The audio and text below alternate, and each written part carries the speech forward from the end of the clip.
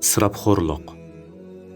İsrap bir narsani haddidan ortiq buzib chechish deganlik bo'lib, israpchilikni va israpxo'rlarni dunyoda hech qanday din yoki qonun qo'llamaydi. Chunki isrof qilib buzib chachqan narsalardan hech kim foydalanmaydi. Har qanday bir narsani isrof qilish haromdir. Aksicha, har narsani normal holda qoida yo'sin bo'yicha ishlatish butun insonlar tarafidan qarshi elinadigan, Alloh taoloni mamnun qiladigan yaxshi usuldir. Qur'oni Karimda Kulu vashrabu va la tusrifu innalloha la yuhibbul musrifin.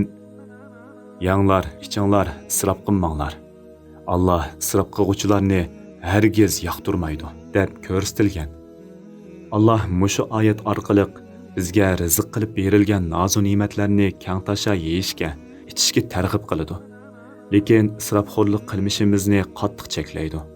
Alloh taolo isrof qiluvchilarni so'kib mundoq deydi: "Va la tubazzir tabzira innal mubazzirina kanu ikhwanash shayatin."